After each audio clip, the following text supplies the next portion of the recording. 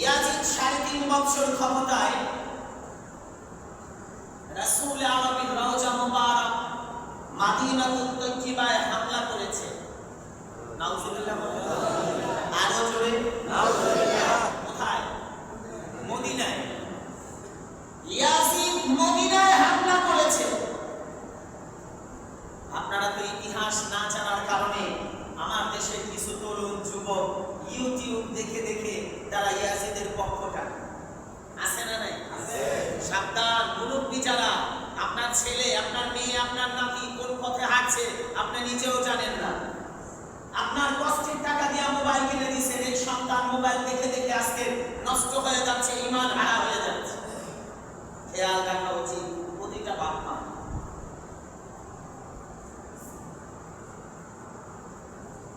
এই ইয়াজিদ মদিনায় হামলা করলো ১০,০০০ সৈন্য দিয়া। কয় হাজার? ১০,০০০।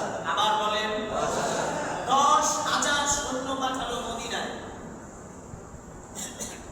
এখানে যারা হাজী সাহেব আছেন লক্ষ্য করে শুনুন, মসজিদে নববী যেটার ভিতরে রাসূল আরবীর রওজা মুবারক, तमाम পৃথিবীর শ্রেষ্ঠ ফকিহ ইমাম মালিক রাহমাতুল্লাহি আলাইহি বলছেন, রাসূল আরবীর রওজা মুবারকে যেই জায়গায় জান্নাতের টুকরায় ঘুমায় এটার দাম আল্লাহর আরশে আসিমের চাইতেও বেশি। সুবহানাল্লাহ। এই এমন মসজিদে নববীর ভিতরে এই ইয়াজিদের ১০,০০০ সৈন্যরা উট গাধা এগুলোকে বাঁধছে। ৩ দিন পর্যন্ত মসজিদে নববীতে আযান হয় নাই, নামাজ হয় নাই। নবীর এক সাহাবী রওজা মুবারকের কিনারায় লুকিয়েছিলেন। তিনি বলেন, খোদা কি কসম, যখন আযানের ওয়াক্ত হতো আমি লক্ষ্য করে স্পষ্ট শুনতে পেতাম নবীর রওজা মুবারক থেকে আযান হচ্ছে, নামাজের আওয়াজ হচ্ছে, আমি সেখানে সেইভাবে নামাজ আদায় করতাম। সুবহানাল্লাহ। ৩ দিন পর্যন্ত উট গাধা এগুলোকে মসজিদে নববীর ভিতরে বেঁধে এগুলো দিয়ে বাথরুম করিয়েছে, প্রস্রাব করিয়েছে। মসজিদে নববীর মতো জায়গায়, যেই জায়গায় ১ রাকাত নামাজ পড়লে ৫০,০০০ রাকাতের সওয়াব, এই জায়গায় এই ইয়াজিদের দালাল দোসররা ১০,০০০ সৈন্য পাঠিয়ে মসজিদে নববীকে অপবিত্র করেছে। একটাই উদ্দেশ্য, যেন রাসূল আরবীর রওজা মুবারককে হেয় প্রতিপূর্ণতা করা যায়, ইবাদত যেন বন্ধ থাকে, নামাজ যেন বন্ধ থাকে, জিয়ারত যেন বন্ধ থাকে। আপনারা বলেন, যেই ব্যক্তি মদিনায় হামলা করে সে কোনোদিন মুসলমান হতে পারে না। কিভাবে তাকে আমরা মুসলমান বলব? কিভাবে তাকে ভালো বলার চেষ্টা করি?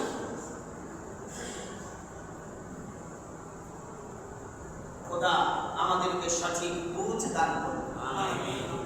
এই ইয়াজিদ মদিনায় নারীদের উপরে, নবীর সাহাবী নারী, আপনারা আমার কথাটা মনে হয় বুঝেন না। আল্লাহ তাআলা পবিত্র কোরআনুল কারীমে অসংখ্য আয়াতে বলছে, রাদিয়াল্লাহু আনহুম ওয়া রাদু আন, রাদিয়াল্লাহু আনহুম ওয়া রাদু আন, রাদিয়াল্লাহু আনহুম ওয়া রাদু আন। আমি আল্লাহ আমার নবীর সাহাবীদের উপরে রাজি এবং খুশি। সুবহানাল্লাহ। তারাও আমি আল্লাহ তাআলার উপরে খুশি। সুবহানাল্লাহ। কাদের বেলায়? নবীর সাহাবী। বলেন না কাদের বেলায়? নবীর সাহাবীদের বেলায় আল্লাহ বলছে, রাদিয়াল্লাহু আনহুম ওয়া রাদু আন, আমি আল্লাহ তাদের উপরে রাজি খুশি, তারাও আমি আল্লাহর উপরে খুশি। এবারে আপনারা বলেন, যাদের উপরে স্বয়ং আল্লাহ তাআলা রাজি খুশি তাদের কি গুনাহ আছে? না। আবার বলেন না। এই রকম মদিনায় ইয়াজিদ বাহিনী হামলা করে ৩,০০০ নারীদের সাথে জিনা করেছে। নাউজুবিল্লাহ। ৩,০০০ নারীদের ভিতরে ১,০০০-এর অধিক কোন কোন মুফাসসিরিনগণ বলেছেন ১১০০-র অধিক, কোন কোন মুফাসসিরিন ১,০০০-এর অধিক চারশ সন্তান জন্ম নিয়েছে। নাউজুবিল্লাহ। আপনাদেরকে কোন ভাষায় বোঝাবো? এইরকম একটা জালিমকে আমার দেশের কিছু মুসলিম তরুণ যুবকরা ভালো মানুষ বানাতে চায়। ক্ষান্ত হয় নাই। এই ইয়াজিদ মক্কায় হামলা করেছে। এখানে হাজী সাহেব আছেন, হাত তোলেন, হাতটা তোলেন, একটু কষ্ট করেন, হাত তোলেন। যারা হাজী সাহেব আছেন মক্কাতুল মুকাররমায় এখানে 6 জন হাজী সাহেব। আমি তাদের কাছে জানতে চাই, হাজরে আসওয়াদ যেই কালো পাথর, এই পাথর কি এক টুকরা না অনেকগুলা টুকরা, খন্ড খন্ড? অনেকগুলা খন্ড খন্ড। একটা পাথর ছিল জান্নাতি পাথর। কয়টা? আবার বলেন। একটা পাথর ছিল জান্নাতি পাথর, হযরত ইব্রাহিম খলিল, যাকে আল্লাহ তাআলা হাদিয়া দিয়েছিলেন। এই একটা পাথর আস্ত ছিল। ইয়াসিন বাহিনী মক্কাতুল মুকাররমায় হামলা করলো। মিনজানি পাথর, আপনারা অনেকে মিনজানি বুঝবেন না, আমার দিকে লক্ষ্য করুন। চরক গাছের মতো 3টা গাছের কণা দিয়ে খুঁটি তৈরি করে মাটির ভিতরে ব্যারাক মেরে বেঁধে তার সাথে একটা লাঠি দিয়ে রশি বেঁধে এটাকে চরক গাছ বানায়া মাথার ভিতরে পাথর মারার মতো একটা সিস্টেম রেখে রশি দিয়ে টেনে বাদ দিয়ে রশি যখন কেটে দিত, এটা এখান থেকে নিক্ষেপ করলে অনেক দূর পর্যন্ত এই পাথর যেতে পারত। এটাকে বলা হতো মিনজানি পাথর, অস্ত্র। মক্কাতুল মুকাররমায় এই ইয়াসিন বাহিনী মিনজানি পাথর মেরে কাবা ঘরে হামলা করলো। কাবা ঘরের পাথরের সাথে পাথরের ঘর্ষণ হয়ে আগুন ধরলো। কাবা ঘরের গিলাফ পুড়ে ছাই হয়ে গেল। হাজরে আসওয়াদ কালো পাথর ভেঙে 4টা-5টা টুকরা হয়ে গেল। সেখানে আপনারা জানেন পৃথিবীর প্রথম কুরবানি হযরতে হাবিল আর কাবিল। আপনারা জানেন না ঘটনা? হাবিল আর কাবিলের ওই যে জান্নাত থেকে দুম্বা পাঠিয়েছিল আল্লাহ তাআলা, সেই জান্নাতি দুম্বা এইটা ওই জায়গায় লটকানো ছিল কাবার ছাদে, সেটা আগুনে পুড়ে গিয়েছিল। কাবার গিলাফ, কালো গিলাফ স্বর্ণখচিত, পুড়ে গিয়েছিল। কাবার হাজরে আসওয়াদ পাথর ভেঙে টুকরা টুকরা হয়ে গিয়েছিল। এখনো হাজী সাহেবরা পুরো দেয়, এক পাথর না, অনেকগুলো টুকরা টুকরা। এটা জোড়া লাগায়া প্রলেপ দিয়ে রাখছে, বোঝা যায় না এখন। স্পষ্ট চোখ দিয়ে না তাকালে স্পষ্ট বোঝা যায় না, পাথরগুলো এখনো টুকরা টুকরা। এই ইয়াসিন বাহিনী আল্লাহর ঘর কাবায় পর্যন্ত হামলা করছে। একটু বলা যাবে নাউজুবিল্লাহ। এই মালউনকে কিভাবে মানুষ এখন মুসলমান বানাতে চায়? কিভাবে? মানুষের জ্ঞান পরিমাণ কোথায় জানি না, বুঝে আসে না। এ কথা আমি আবার বললে অনেকে আবার আপনাদের মাঝে দেখবেন কানাঘুষা সমালোচনা করবে। ইতিহাস পড়ুন, ইসলামী ইতিহাস পড়ুন।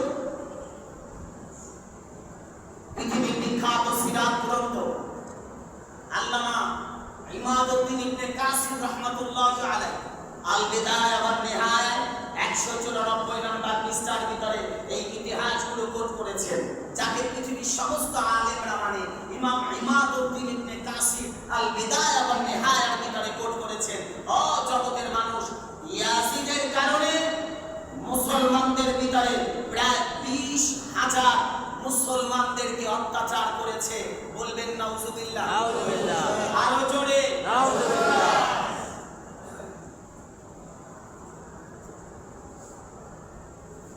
এত বড় জালিম হামলা করে ক্ষান্ত হয় না। তিনি ইমাম হুসাইন রাদিয়াল্লাহু তাআলা আনহু মাথা মুবারক দামেস্ক সপ্তাহের শ্রেষ্ঠ দিন, মুসলমানের ঈদের দিন,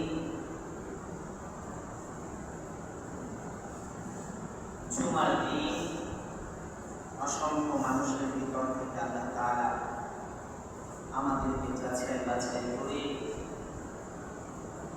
10 মায়ের 10 সন্তানকে একত্রিত হওয়ার তৌফিক এবং সুযোগ দান করেছেন। মুহাম্মদ আলহামদুলিল্লাহ।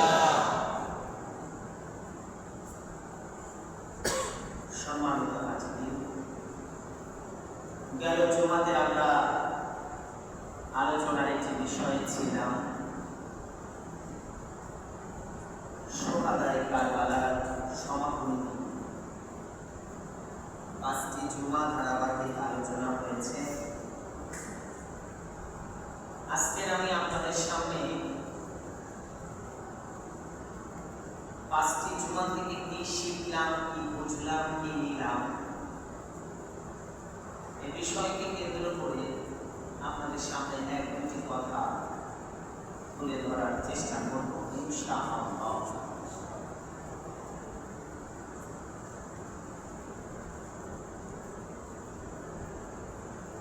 ইমাম হুসাইন রাদিয়াল্লাহু তাআলা আনহু, আপনারা জানেন যে তার মাজার শরীফ দুইটা। মানুষ কয়জন? একজন। আবার বলেন একজন। কিন্তু মাজার শরীফ কয়টা? দুইটা। একটা কুফায় আর একটা মিশর। কয় জায়গা? দুই জায়গা। একটা কুফায় আর একটা মিশর। একটা ইরাকে কুফায় আর একটা মিশর কায়রোতে। মিশর কায়রো একটা প্রদেশ। এই শরীর মোবারকের মাজার শরীফ কুফায় আর মাথা মোবারকের মাজার শরীফ মিশর কায়রো।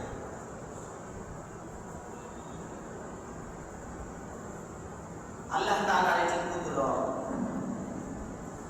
আমি যদি আপনাদের সামনে কাউকে জিজ্ঞাসা করি, এখানে অনেক মুসলিম, যে ইয়াজিদের কবর কোথায়, এখানে কেউ মায়ের সন্তান, আপনারা বলতে পারবেন না যে ইয়াজিদের কবর কোথায়। তাহলে একজন হাত করে বলছে ইয়াজিদের কবর কোথায়, ৫,০০০ টাকা পুরস্কার দিব। কেউ নাই বলা। কিন্তু ইমাম হুসাইনের মাজার শরীফ কোথায় এটা ছোট ছোট বাচ্চারাও জানে। ইয়াজিদের নাম আপনার চ্যালেঞ্জ করলাম, গোটা জালমুড়িতে একজন ইয়াজিদ নামের সন্তান পাবে? নাই। কথা বলেন না। নাই। আছে? নাই। আপনারা এক একজন হাত তোলেন যে আপনার নাতি, আপনার ছেলে, আপনার মেয়ের ঘরের নাতি, ছেলের ঘরের নাতি, পুতি, ছোট ভাই, মামাতো ভাই, চাচাতো ভাই, ফুফাতো ভাই, জ্যাঠাতো ভাই, খালাতো ভাই, কারো নাম ইয়াজিদ আছে? নাই। আছে আপনাদের? নাই। আমার নাই। আপনাদের থাকলে কেউ হাত তুলবেন। কিন্তু হোসাইন, হাসান আছে ঘরে ঘরে। সুবহানাল্লাহ। এটাই আল্লাহ তাআলার কুদরত। একটা মাদ্রাসায় যদি ছাত্র ভর্তি হতে যায়, হাসান হোসেন 2, 4, 5 জন থাকবেই। একটা স্কুলে যদি বাচ্চা ভর্তি করতে যায়, বাচ্চার রোল নাম্বার দেখবেন যা হোক, হোসাইন 3, হাসান 4, এভাবে থাকে না থাকে? কেন? নবীর আহলে বাইতে এই মুহাব্বত, এই ভালোবাসা, এই সম্মানিত নাম, জান্নাতের যুবকদের, নওজোয়ানদের সরদার, তাদের নাম প্রতিটা ঘরে ঘরে লালিত হচ্ছে। কিন্তু ইয়াজিদের নাম নাই। মাজার কবর নাই। সম্মানিত হাজিরা, আমি যে কথাটা বোঝাতে চাচ্ছি, হুসাইন রাদিয়াল্লাহু তাআলা আনহুর কথা আজও মসজিদের জুমাতে উচ্চারিত হয় না? হয়। মুমিনরা নবীর পরিবারকে নিয়ে মুহররম মাস আসলে কথা বলে না? বলে।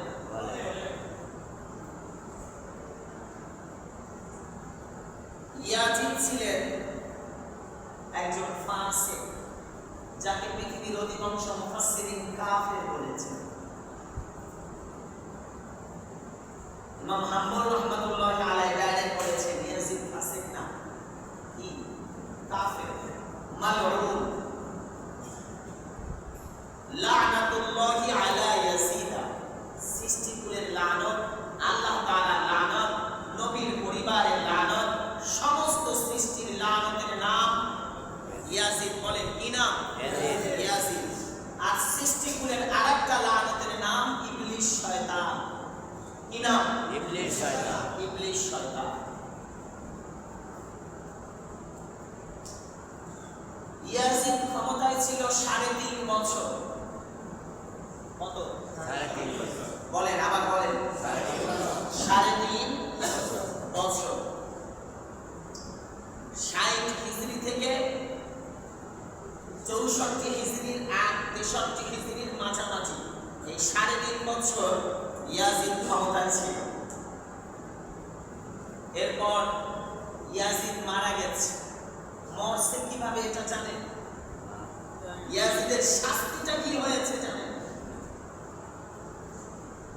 ইয়াজিদের মৃত্যুর আগে তার 2টা রোগ ধরা পড়েছে। প্রথম রোগ, তিনি পানি পান করতেন কিন্তু ভিতরে রাখতে পারতেন না, বমি হতো। পানি পড়ে যেত কিন্তু খাবার থাকতো। আপনারা আমার কথা বুঝতেছেন? খাবার খাইলে খাবার থাকতো কিন্তু পানি পান করতে পারতো না। পানি পান করলেই বমি হতো, বমির সাথে পানি পড়ে যেত। আর ইয়াজিদের কয়েকটা খাসলাত ছিল, আপনাদের জানা উচিত। আমি কথাগুলো কেন বলছি লাস্টে বলবো, আপনাদের জানা উচিত। ইমাম হুসাইনের পরিচয় তো 5 জুমা পেয়েছি। ইমাম হুসাইন জান্নাতের যুবকদের সরদার, খাতুনে জান্নাত ফাতিমাতুজ জাহরা রাদিয়াল্লাহু তাআলা আনহা, কলিজার টুকরা সন্তান, নবীজির কলিজার টুকরা নাতি, এগুলো অনেকগুলো বলেছি না? ইয়াজিদ সম্পর্কে এতটুকু না জানা থাকলে আপনারা বুঝবেন না। ইয়াজিদের 5টা অভ্যাস ছিল, জানি না আপনারা কি উত্তর দিবেন। প্রথম অভ্যাস, তিনি মদ পান করতেন। নাউজুবিল্লাহ বলবেন? মদ পান করা হালাল না হারাম? আপনারা যে হারামের বেলায় নাউজুবিল্লাহটা বলতে পারলেন না। আবার বলি, সচেতন থাকেন। ইয়াজিদ মদ পান করত। নাউজুবিল্লাহ। মদ পান করা হারাম। আবার বলেন হারাম। হারাম। ইমামের জন্য হারাম, মুসল্লিদের জন্য হারাম। ইয়াজিদের আরেকটা অভ্যাস ছিল, তিনি বানর নিয়ে, বান্দর আমরা যেটা দেখি বান্দর, আর ইংলিশে কয় ওই যে মাংকি, না জানি কি কয়, মাংকি সম্ভবত, যতটুকু মনে পড়ে। স্বাভাবিকভাবে আমরা যেটাকে বানর বলি। এই ইয়াজিদ তিনি বানর নিয়ে বাজিমাত করতেন, খেলাধুলা করতেন। এই বানর নিয়ে তার যে কি কয়, জুয়া বলে না আমাদের দেশে, আপনারা কি জুয়া বুঝেন? জুয়া, এই জুয়া, এটার প্রতি ইয়াজিদ আসক্ত ছিল। একটু নাউজুবিল্লাহ বলুন। ইয়াজিদের আরেকটা অভ্যাস ছিল, তিনি নারীদের সাথে সময় কাটাতেন।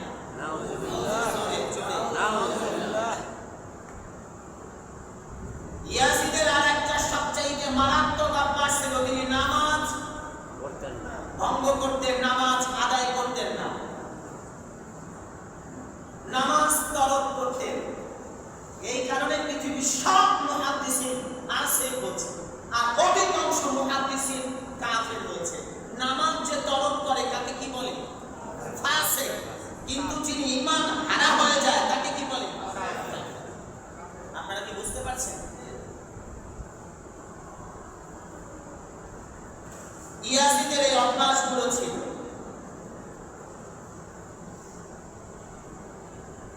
ইয়াজিদ 3.5 বছর ক্ষমতায় রাসূল আরবির রওজা মুবারক মাদিনাতুত তাইয়্যিবায় হামলা করেছে। নাউজুবিল্লাহ। আরো জোরে নাউজুবিল্লাহ। কোথায়? মদিনায়। ইয়াজিদ মদিনায় হামলা করেছে। আপনারা তো ইতিহাস না জানার কারণে আমার দেশের কিছু তরুণ যুবক ইউটিউব দেখে দেখে তারা ইয়াজিদের পক্ষটা আছে না নাই? আছে।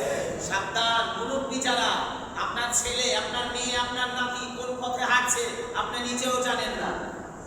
আপনার কষ্টের টাকা দিয়ে মোবাইল কিনে দিয়েছেন, এই সন্তান মোবাইল দেখে দেখে আজকে নষ্ট হয়ে যাচ্ছে, ঈমান হারা হয়ে যাচ্ছে। খেয়াল রাখা উচিত প্রতিটা বাপ মা।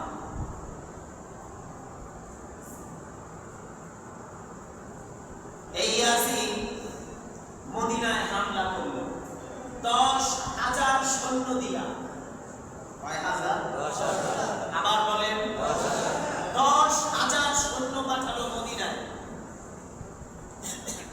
এখানে যারা হাজী সাহেব আছেন লক্ষ্য করে শুনুন, মসজিদে নববী যেটার ভিতরে রাসূল আরবির রওজা মুবারক, तमाम পৃথিবীর শ্রেষ্ঠ ফকিহ ইমাম মালিক রাহমাতুল্লাহি আলাইহি বলেছেন, রাসূল আরবির রওজা মুবারকে যেই জায়গায় জান্নাতের টুকরায় ঘুমায়, এটার দাম আল্লাহর আরশে আজিমের চাইতে বেশি। সুবহানাল্লাহ।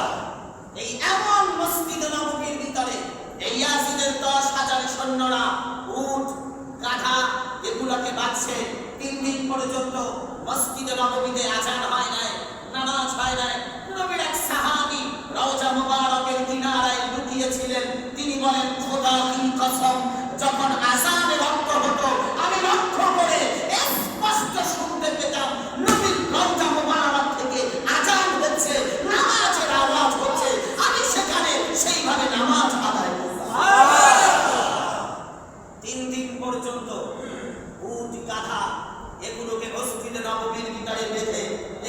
বাথরুম করিয়েছে, প্রস্রাব করিয়েছে।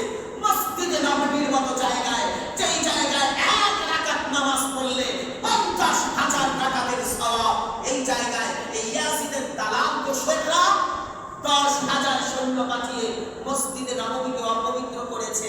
একটাই উদ্দেশ্য, যেন রাসূল আরবীর রওজা মুবারককে হেয় প্রতিপূর্ণতা করা যায়, ইবাদত যেন বন্ধ থাকে, নামাজ যেন বন্ধ থাকে, জিয়ারত যেন বন্ধ থাকে। আপনারা বলেন, সেই ব্যক্তি মদিনায় হামলা করে সে কোনোদিন মুসলমান হতে পারে না? কিভাবে তাকে আমরা মুসলমান বলব? কিভাবে তাকে ভালো বলার চেষ্টা করি?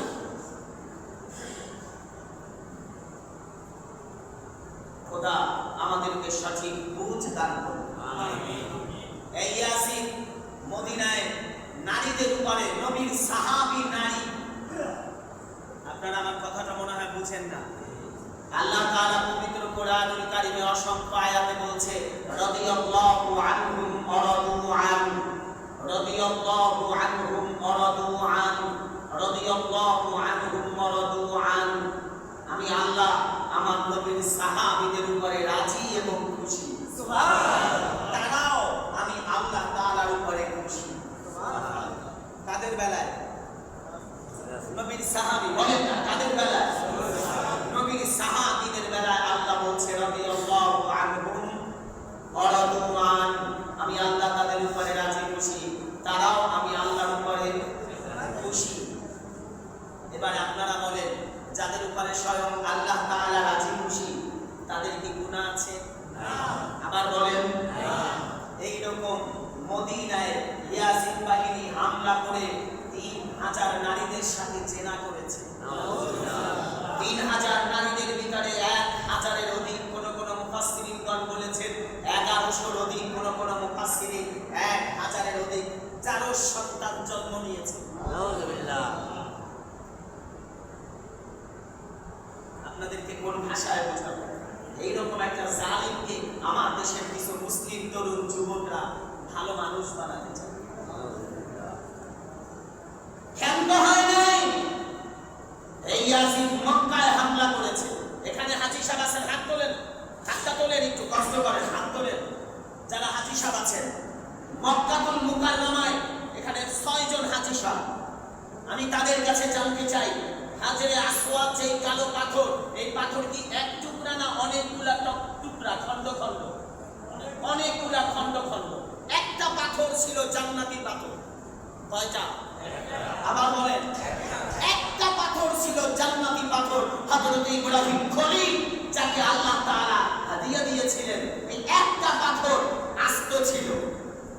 ইয়াজিদ বাহিনী মক্কাতুল মুকাররমায় হামলা করলো। মিনজানি পাথর, আপনারা অনেকে মিনজানি বুঝবেন না, আমার দিকে লক্ষ্য করুন।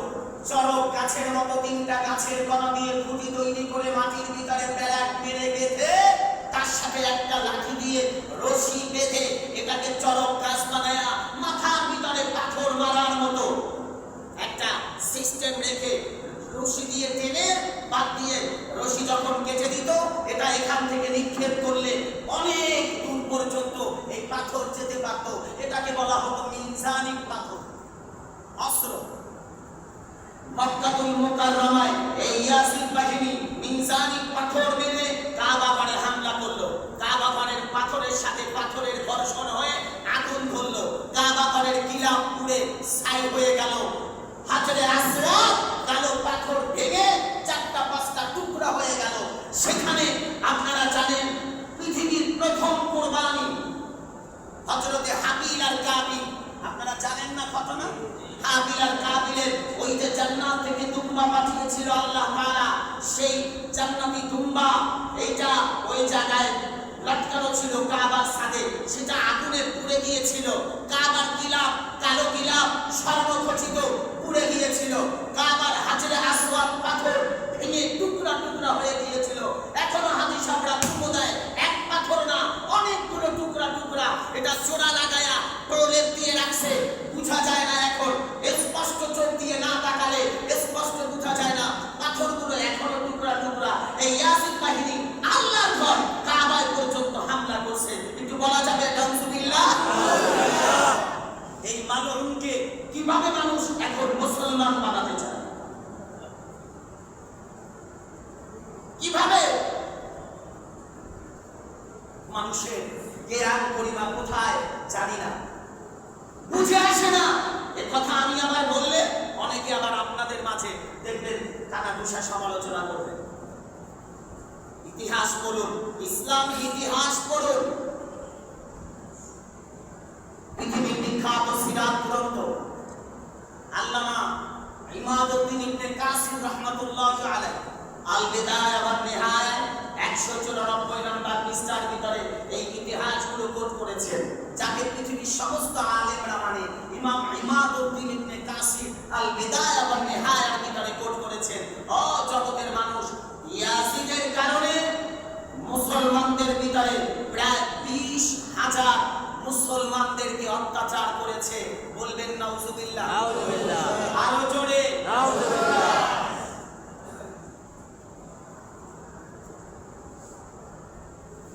এত বড় জালিম হামলা করে ক্ষান্ত হয় না। তিনি ইমাম হুসাইন রাদিয়াল্লাহু তাআলা আনহু মাথা মুবারক দামেস্ক থেকে আসকালান পাঠালেন। কোথায়? আসকালান। আসকালান কোথায় বুঝলেন? অনেকেই তো বুঝবেন না।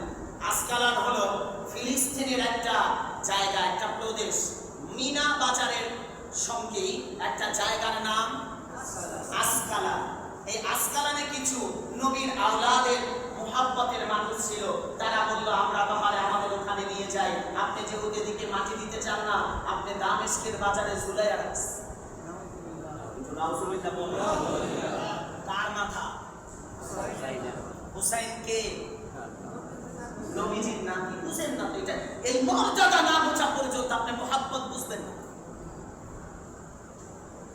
আগে ব্যক্তির মর্যাদা বুঝলে তাহলে আপনি তার সম্মান বুঝতে পারবেন। ব্যক্তির মর্যাদা না বুঝলে সম্মান বুঝবেন না। আপনার কাছে তুচ্ছ তাচ্ছিল্য মনে হবে।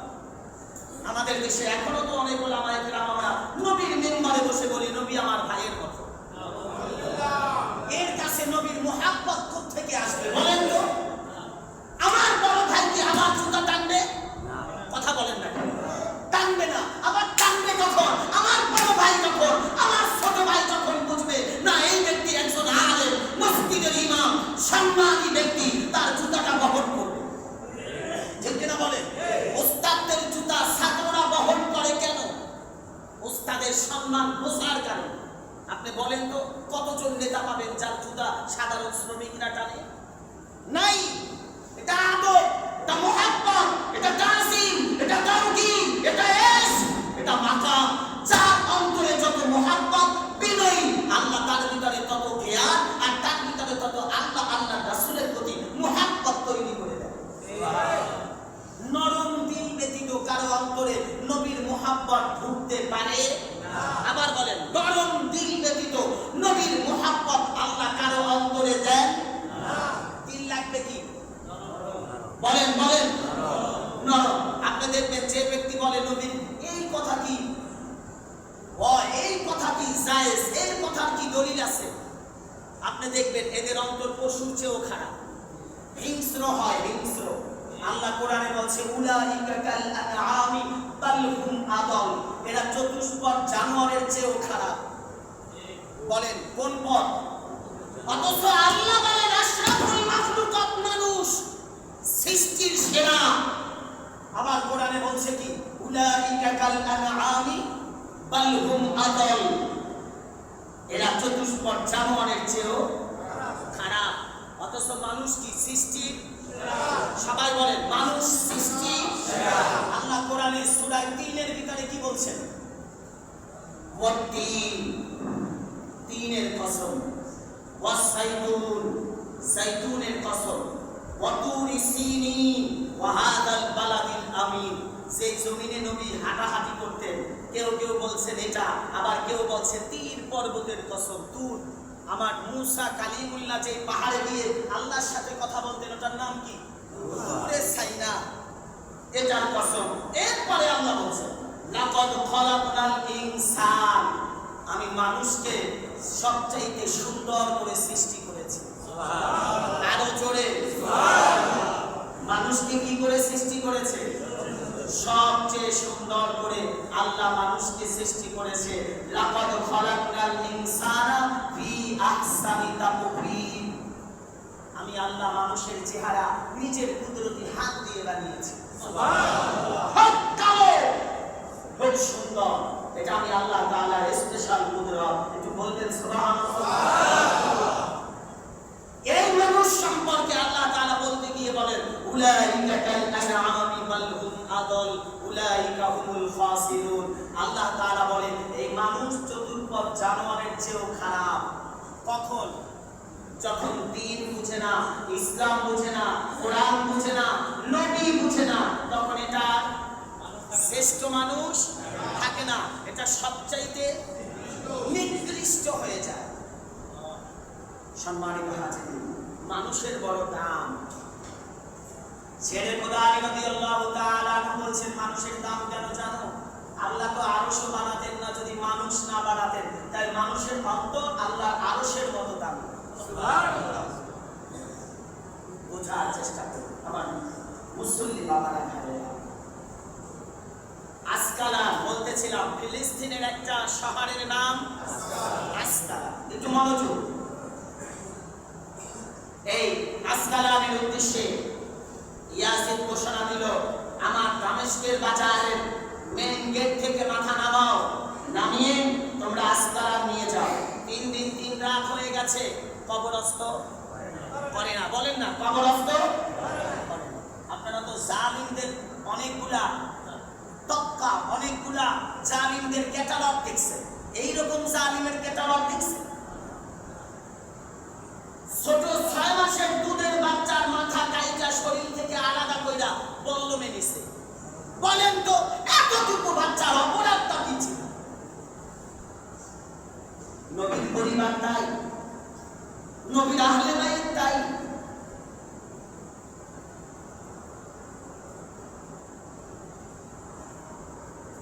বাহাত্তর জোড়ার মাথা এগুলো নিয়ে দামেস্কে গেলেন। দামেস্কের বাজারে মাথা লটকালেন, সেখান থেকে নামায়া পাঠালেন আসকালান। নদী পথে, নৌকা পথে আসকালান যেতে আরো সময় লাগে 4 দিন। কয় দিন? 4 দিন। তার মানে এই 7 দিনে কবরস্থ হয় না। আসকালান নিয়ে তাকে কবরস্থ করলেন 548 হিজরি। কত? একটু বলেন বলেন। এখন 1447 আর 548 হিজরি সনে 2 জমাদিউল আখির এই ক্রুসেড, এই যে যোদ্ধা যারা খ্রিস্টান, এরা ফিলিস্তিন দখল করল। এই ফিলিস্তিনে হাজার হাজার নবী রাসূলদের মাজার শরীফ গম্বুজ আকারে ছিল। আমার দেশের কিছু মুসলমান তো কয় মক্কা শরীফ মাজার নাই, মদিনা শরীফ মাজার নাই। সারা পৃথিবীতে মাজার শরীফ ছিল।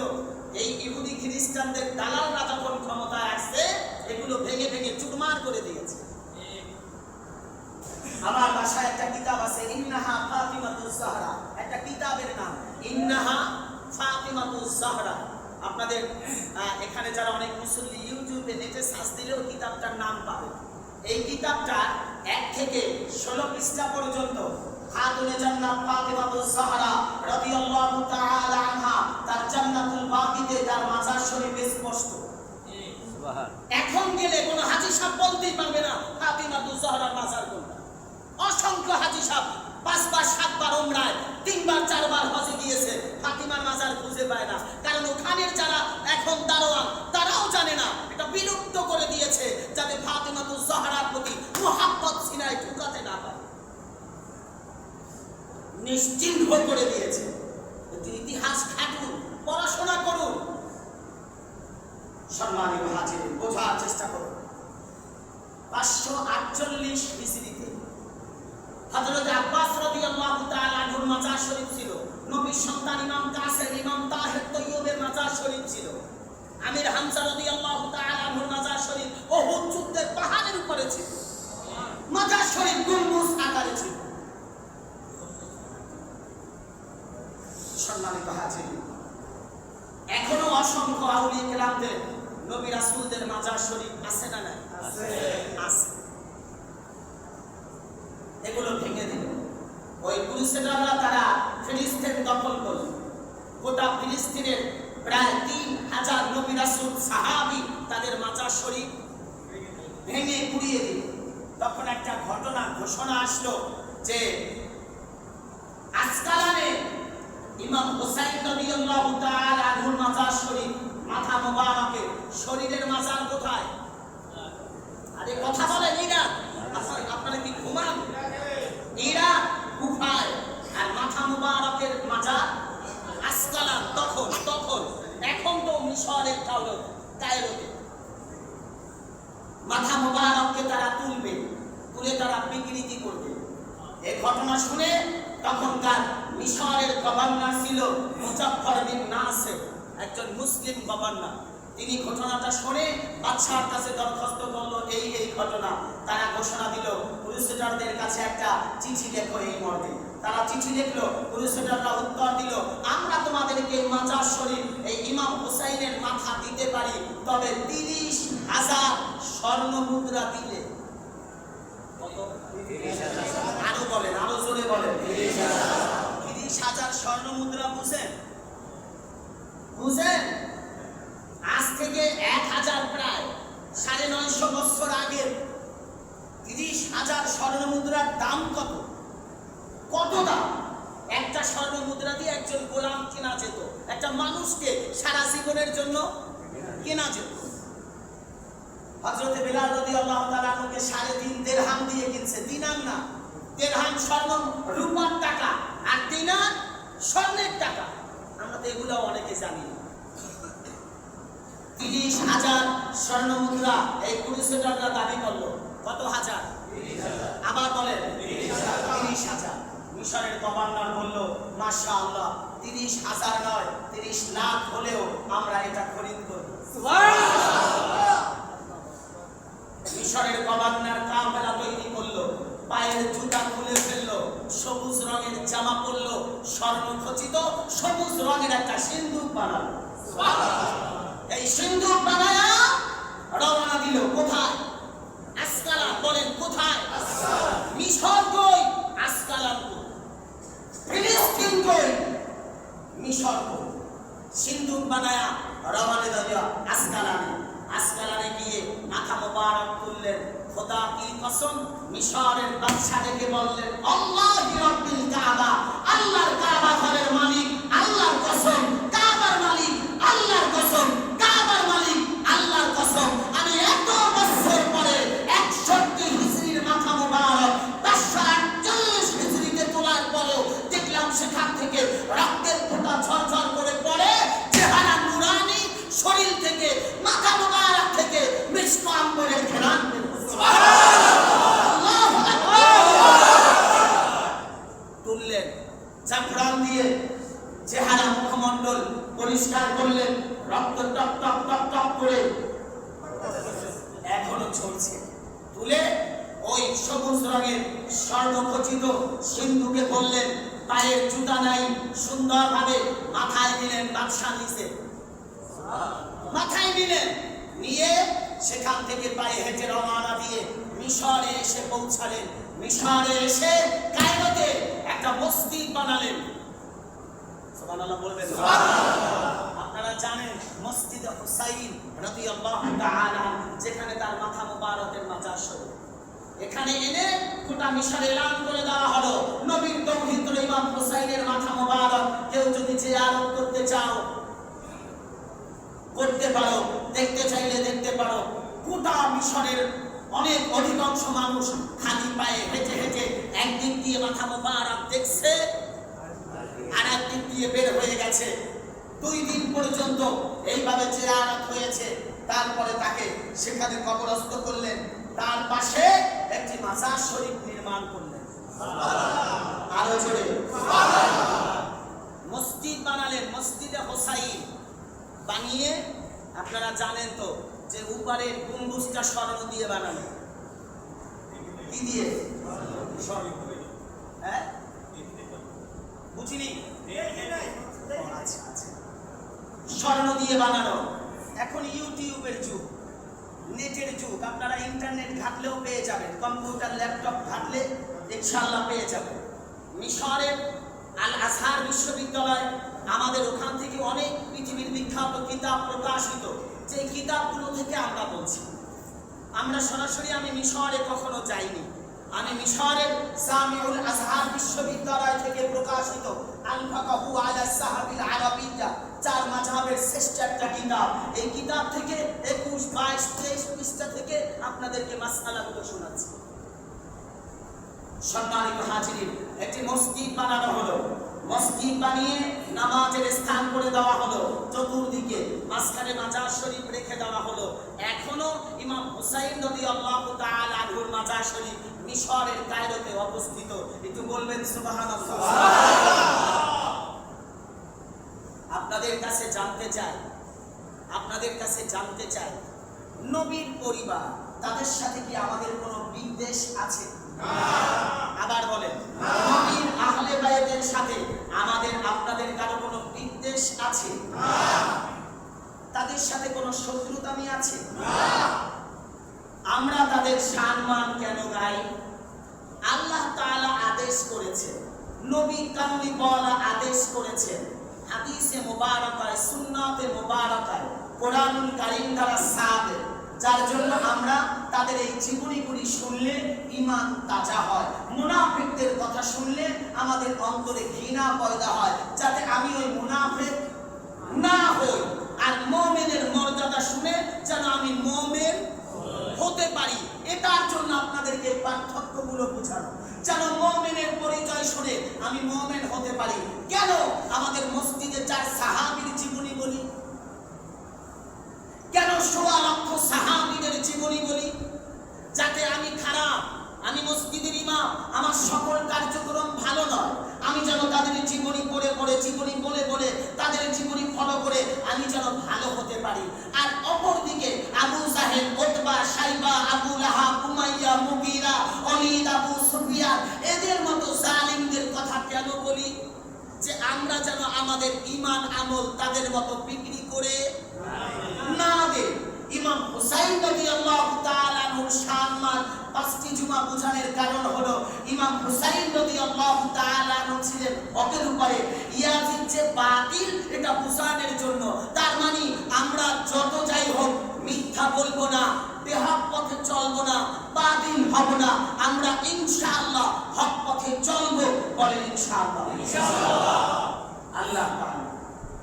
আল্লাহ তাআলা আমি সহ আমাদের সকলের আমলি জিন্দেগি দান করুন। আমিন। ইসলামের সঠিক ইতিহাস, ইসলামের সঠিক সত্য কথাগুলি আমি সহ আমাদের সকলকে বুঝে শুনে আমলে পরিণত করার তৌফিক দান করুন। আমিন। যেগুলো বাতিল সেগুলো প্রত্যাখ্যান করার তৌফিক দান করুন। আমিন। যেগুলো আল্লাহ তাআলা আমাদের জন্য কল্যাণ মনে করেন ওই কল্যাণগুলি আমাদেরকে দান করুন। আমিন। যেগুলো অকল্যাণ আমাদের জিন্দেগি থেকে আল্লাহ তাআলা দূর করুন। আমিন। নেক আমলগুলি আমাদেরকে নিজের জিন্দেগিতে সাজানোর তৌফিক দান করুন। আমিন। বদ আমলগুলি থেকে বেঁচে থাকার তৌফিক দান করুন। আমিন। সাহাবীদের মতো জীবন অর্জন করার তৌফিক দান করুন। আমিন। নবীর দুশমনদের মতো জীবন আল্লাহ তাআলা দান না করুন। বলুন আমিন। আমিন। তাহলে আপনারা বলেন, আমরা কি নামাজ পড়ব? ইনশাআল্লাহ বলেন। ইনশাআল্লাহ। আবার বলেন ইনশাআল্লাহ। কয় ওয়াক্ত? 5 ওয়াক্ত। নবীর কোন পরিবার নামাজ জীবনে 1 ওয়াক্ত ছেড়েছে? না। আপনি আমি ছাড়বো? না। আবার বলেন ছাড়বো? না। বলেন ইনশাআল্লাহ 5 ওয়াক্ত নামাজ পড়ব। ইনশাআল্লাহ 5 ওয়াক্ত নামাজ পড়ব। এই নামাজ না, যেই নামাজ মসজিদে ইমামের পিছে পড়া গিয়া চার দোকানে আরেক মুসলমানের সমালোচনা করে, গীবত করে, এই নামাজ না। যেই নামাজ মসজিদে সেজদা দিয়ে জুমার নামাজ পড়ে রিকশাওয়ালার সাথে ঝগড়া করে 5 টাকার বিনিময়ে রিকশাওয়ালাকে মারধর করে, এই নামাজ না। এই নামাজ না আমি আমার ভাইয়ের আয় কেটে আমার দিকে জায়গা বাড়িয়ে আমি বড় লোক হব, এই নামাজ না। এই নামাজ না এখান থেকে বের হয়ে বাহিরে গিয়ে মিথ্যা কথা বলবো, পরনিন্দা করব, চগলখড়ি করব, জেনা করব, মদ পান করব, এই নামাজ না। আল্লাহ তাআলা যেন আমাদেরকে রাসূল আরবীর মতো নামাজ আদায় করার তৌফিক দান করো। আমাদের ঈমানকে মজবুত করার তৌফিক দান করো। হকের পথে ইহদিনাস সিরাতাল মুস্তাকিমে সৃষ্টি থেকে এই পর্যন্ত যারা ছিল আল্লাহ আমাদেরকে তাদের পথে রাখুন। সৃষ্টিকুলে যারা বেহক পথে ছিল আল্লাহ তাদের থেকে আমাদেরকে, আপনাদেরকে, আমাদের গোটা পরিবারদেরকে সাহায্য করুন। আমিন বলো। ওয়া আখির দাওয়ানা আলহামদুলিল্লাহি রাব্বিল আলামিন।